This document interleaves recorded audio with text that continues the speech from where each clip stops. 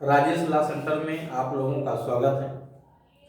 आज हम लोग चर्चा करेंगे बिहार एपीओ मेंस परीक्षा की दृष्टि से आयुक्त अधिनियम 1959 पर। जैसा कि कई सारे बच्चों का लगातार मैसेज आ रहा था, कुछ बच्चों ने कॉल भी किया कि सर बिहार एपीओ का मुख्य परीक्षा लगा हुआ और ये एक्ट मुख्य परीक्षा के लिए काफी महत्वपूर्ण है, इस पर वीडियो बना दीजिए। मैंने निश्चय किया कि जरूर वीडियो बनाऊंगा। आयुक्त अधिनियम 1959 के साथ साथ एक अधिनियम आपको और मिलेगा। आयुक्त अधिनियम 1959 तो है ही है, साथ ही साथ विस्फोटक पदार्थ अधिनियम 1909 भी सिलेबस में है। तो आयुक्त अधिनियम 1959, विस्फोटक पदार्थ अधिनियम 1909 8 का है एक्ट। तो ये दो एक्ट तो सिलेबस में है ही है, जिस पे अभी तक कोई वीडियो नहीं बना था। ये पहला वीडियो है आयुक्त अधिनियम पे, और भी मैं वीडियो बना दूंगा। जो मैं वीडियो बता रहा हूं आपको, वीडियो में क्या क्या महत्वपूर्ण है, श्योर है प्रश्न यही पूछा जाएगा। आप लोग इसको एक बार दो बार देख के रट लीजिएगा, नोट्स बना लीजिएगा, स्क्रीनशॉट ले लीजिए। अभी मैं इसको समझा देता हूं 5 मिनट के अंदर, आपके लिए बहुत आसान हो जाएगा, क्योंकि इसमें कुछ है नहीं। ठीक है, कंफ्यूजन क्रिएट होता है, अगर कंफ्यूजन खत्म हो जाए तो ये बहुत आसान है। साथ ही साथ बिहार एपीओ मेंस परीक्षा में जो एक अलग से माइनर एक्ट का पेपर रखा गया है, वो आपके सिलेक्शन में निर्णायक भूमिका निभाएगा, ये ध्यान रखिएगा। क्योंकि वो सिलेबस अक्सर लोग छोड़ देंगे, उसको अक्सर लोग छोड़ देंगे। क्यों? क्योंकि पहले से वो रनिंग सिलेबस तो है नहीं, ना तो प्रारंभिक परीक्षा में है, ना अदर किसी स्टेट में है, तो लोग उसको पढ़ते नहीं हैं। और लास्ट टाइम पे जो है केवल वही आईपीसी, सीआरपीसी और एविडेंस को तैयार करेंगे, जीएस हिंदी तैयार करके एग्जाम में चले जाएंगे। लेकिन वो पेपर आपके लिए निर्णायक साबित होगा, ये ध्यान रखिएगा। आपको मेहनत से तैयार करना है। एक प्रिवेंशन ऑफ करप्शन एक्ट, जिसपे मैं ऑलरेडी वीडियो चैनल पे बना के डाल चुका हूं, आप वहां से देख लीजिए। कम से कम एक बार वीडियो देख लेंगे तो बहुत कुछ हद तक आपका क्लियर हो जाएगा। दहेज प्रतिषेध अधिनियम, ये भी आपके सिलेबस में रखा हुआ है, इस पर भी वीडियो ऑलरेडी बना हुआ है। एससी एसटी एक्ट, ये भी आपके सिलेबस में बहुत महत्वपूर्ण है, खास तौर से एससी एसटी एक्ट की धारा 3। ठीक है, तो उसको जरूर पढ़ के जाइएगा। उस पर तो कम से कम 30-40 वीडियो चैनल पे ऑलरेडी उपलब्ध है। तो इस तरह से हम लोग शुरू करेंगे आयुक्त अधिनियम 1959 पे। ठीक है, दूसरा मैं आप लोगों को इन्फॉर्मेशन दे दूं कि हमारे यहाँ पीसीएसजे, एचजेएस, एपीओ की ऑनलाइन और ऑफलाइन दोनों प्रकार की क्लास की सुविधा जो है उपलब्ध है। जिस किसी बच्चे को पीसीएसजे की या एपीओ की तैयारी करना है, वो इस नंबर पे संपर्क करके अपनी सुविधा अनुसार क्लास ज्वाइन कर सकता है। चलिए हम लोग आयुक्त अधिनियम 1959 पर एक बनाया जाने वाला प्रथम वीडियो है, इस पर चर्चा करते हैं। सबसे पहले यहाँ देखेंगे जो डिफिनीशन क्लास है धारा 2। ठीक है, मैं एक क्वेश्चन या दो इस पे बताऊंगा और श्योर है वो आपकी परीक्षा में पूछा जाएगा, आपको परेशान होने की कोई जरूरत नहीं। यद्यपि ये एक्ट थोड़ा सा लंबा है, विस्फोटक पदार्थ अधिनियम 1908 छोटा है, लेकिन अगर यहाँ से प्रश्न पूछा जाएगा तो जो मैं पढ़ा दूंगा वही पूछा जाएगा। बहुत ज्यादा आपको परेशान होने की जरूरत नहीं है। उसका एक महत्वपूर्ण कारण ये है कि फर्स्ट बार ये सिलेबस में रखा जा रहा है। ठीक है, तो बहुत ज्यादा अंदर से क्वेश्चन नहीं पूछा जाएगा, ऊपर से ही जो महत्वपूर्ण पॉइंट्स हैं उन्हीं पे प्रश्न बनाए जाएंगे। साथ ही साथ जब ये आगे रन करेगा, 1-2 वैकेंसी इस पे और आ जाएंगी, तब यहाँ से धीरे धीरे अंदर प्रश्न बनाए जाने शुरू होंगे। तो अभी जितने भी माइनर एक्ट हैं उनमें सभी में अंदर से बहुत ज्यादा जाके आपको पढ़ने की जरूरत नहीं है। मोटा मोटा उस एक्ट के बारे में समझना आपके लिए बुद्धिमत्ता का काम है। चलिए, 3 डिफिनीशन का उल्लेख मैं करूंगा। यद्यपि डिफिनीशन कई है, लेकिन मैं केवल 3 डिफिनीशन का उल्लेख करूंगा। यहाँ चार्ट के माध्यम से आपको बता रहा हूँ। पहला डिफिनीशन गोला बारूद की है। बिल्कुल परेशान मत होइएगा, आप कहेंगे सर मैं कई बार पढ़ा, समझ में नहीं आया गोला बारूद। नहीं समझ में आया तो इसीलिए तो मैं समझा रहा हूँ। दोखा गोला बारूद की डिफिनीशन, 2 गा में आयुध की डिफिनीशन है और 2 अंगा में अग्नायुध की डिफिनीशन है। ये 3 डिफिनीशन आपको ध्यान में रखना है बस। कौन कौन से? 2 खा 2 गा 2 अंगा, यानी खा गा अंगा। ठीक है, पहला क्या है आपका गोला बारूद, दूसरा अग्नायुध है, वो गोला बारूद है, फिर आयुध है, फिर अग्नायुध है। आयुध अग्नायुध यानी अग्नि से चलने वाले आयुध, जिसमें अग्नि का प्रयोग होता हो।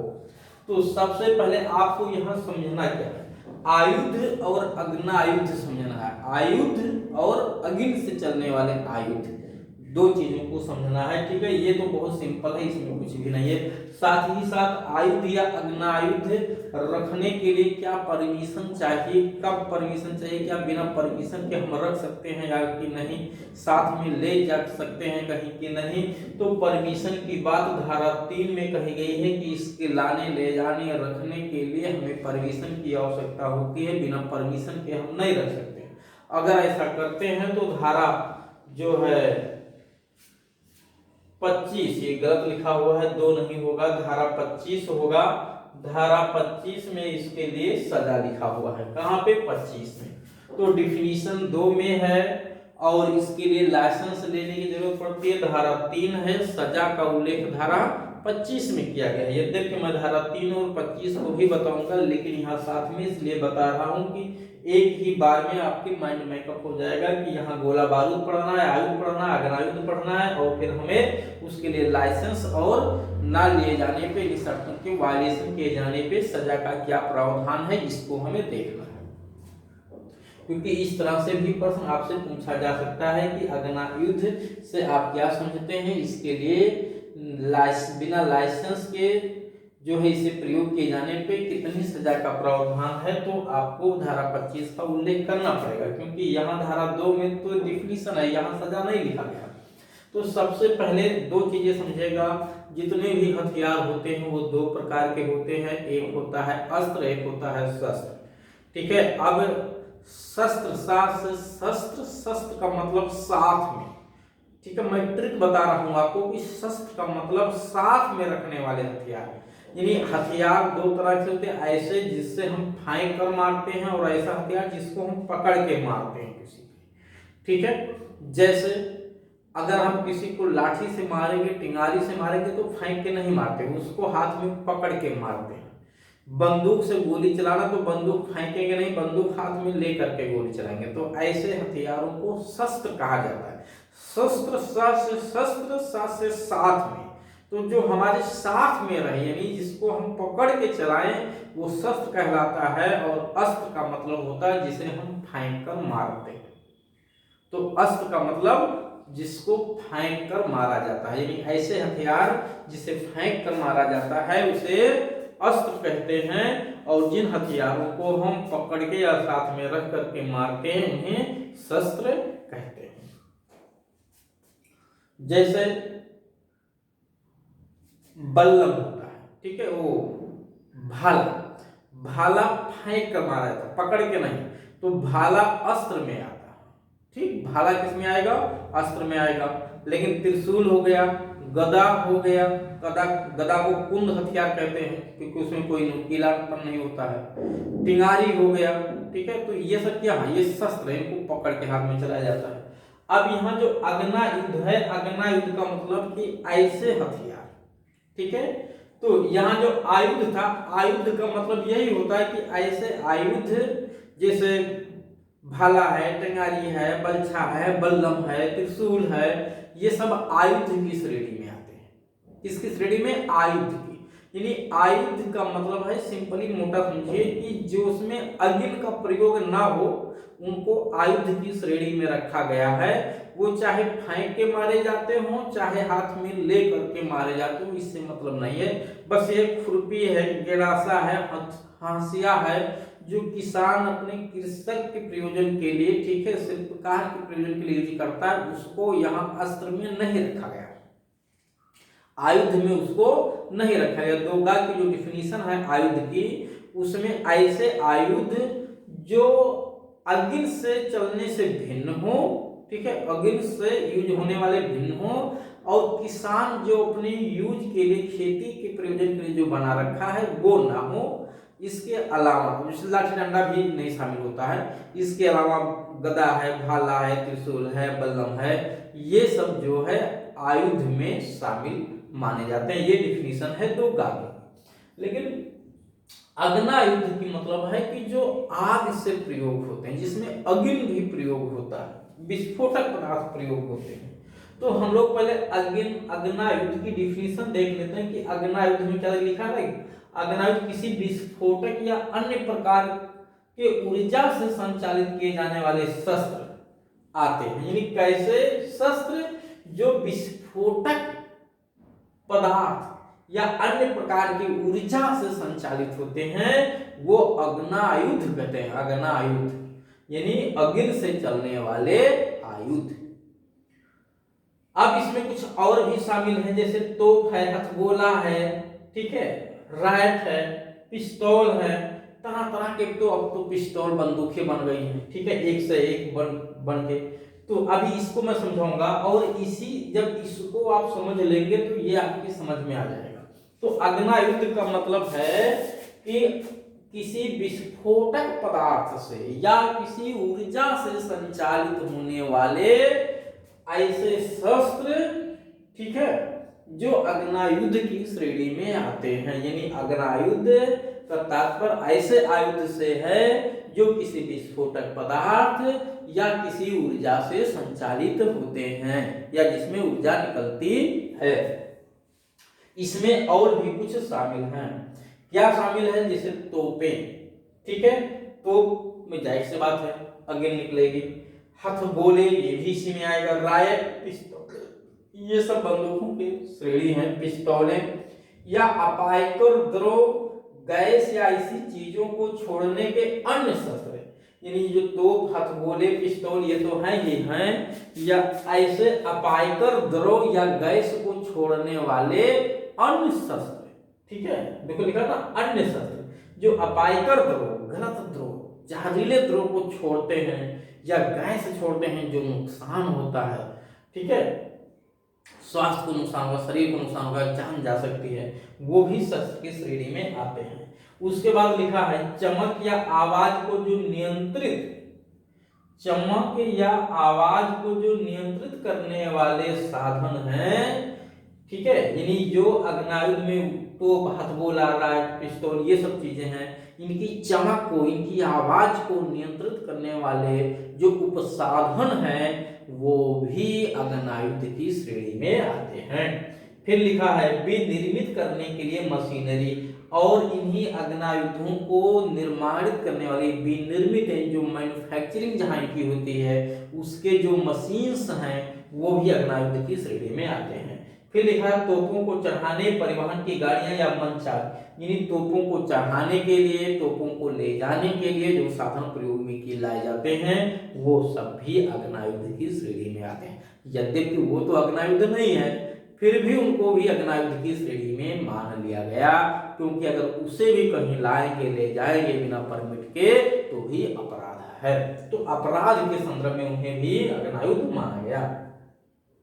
तो उम्मीद है ये तो परिभाषा क्लियर हो गई होगी अग्नायुध क्या है।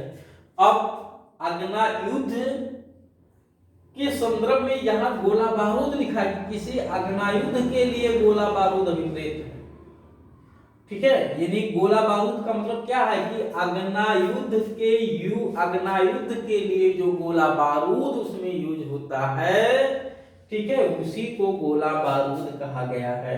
तो यहाँ गोला बारूद की डिफिनेशन खाम है किसी अग्नायुध के लिए, और अग्नायुध क्या है ये आपने यहाँ पढ़ लिया है। तो अग्नायुध के लिए गोला बारूद अभिप्रेत है, तथा इसके अंतर्गत कुछ और भी चीजें आती है। गोला बारूद में और क्या क्या चीजें आएंगी, रॉकेट भी गोला बारूद है, ठीक है, बम भी गोला बारूद है, ग्रेनेड भी गोला बारूद में आता है, गोला भी गोला बारूद में आता है, अन्य अस्त्र भी गोला बारूद में आते हैं, ठीक है। और ये सब किसके लिए है? अग्नायुध के यूज के लिए है। फिर है टारपीडो का प्रयोग, ठीक है, टारपीडो ये भी जो है जल की सतह में चलने वाला एक विस्फोटक प्रक्षेपास्त्र होता है, एवं समुद्री सुरंग बिछाने वाली वस्तुएं।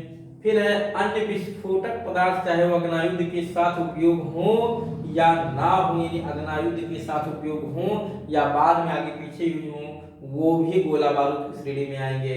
अग्नायुध के भरण पोषण के जो साधन हैं, ठीक है, वो भी गोला बारूद है। पलीते मतलब फ्यूज होता है, और फ्यूज का मतलब होता है जो धारा की प्रवाह को कम ज्यादा होने पे रोक देता है, उसी को फ्यूज कहते हैं। आप देखते हैं अक्सर जो है लाइटों में, घरों में लगाया जाता है फ्यूज, जिससे अगर कभी विद्युत धारा तेजी से आने लगे तो वो लाइट को डिस्कनेक्ट कर दे, जिससे जो उस यंत्र मतलब उस रास्ते में, ठीक है, महत्वपूर्ण यंत्र लगे हुए हैं वो नष्ट होने से बच जाए। तो महत्वपूर्ण यंत्र का मतलब है कि जैसे लाइट तेजी से अगर आई तो तुरंत वो डिस्कनेक्ट हो जाएगा। डिस्कनेक्ट हो जाएगा तो जो हमारे कूलर हैं, फ्रिज है, ठीक है, बल्ब है, ट्यूबलाइट है, सब जो लगे हुए हैं ये नष्ट होने से बच जाते हैं। तो ये लिखा पलीते और घर्षण नलिकाएं, फिर है गोला बारूद के निर्माण की मशीनरी। फिर यहाँ भी देखो मशीनरी को इंक्लूड किया गोला बारूद में, और गोला बारूद के अन्य संघटक जिसे अधिसूचित किया जाए। कौन केंद्र सरकार अधिसूचित करती है कि गोला बारूद में और क्या क्या संघटक आते हैं, क्या क्या चीजें आती हैं जो गोला बारूद की श्रेणी में आती हैं। तो इस तरह से आपने गोला बारूद भी पढ़ लिया कि किसी अग्नायुद्ध के लिए गोला बारूद अभिप्रेत, अग्नायुद्ध के उपयोग के लिए गोला बारूद अभिप्रेत है, और इसके अलावा भी गोला बारूद में ये लिस्ट शामिल होती है। तो इसको आपको याद कर लेना है, अग्नायुद्ध याद कर लेना है। ये दोनों मेंस में एक साथ पूछे जा सकते हैं, या एक एक टिप्पणी भी आपसे पूछी जा सकती है कि गोला बारूद से आप क्या समझते हैं, ठीक है।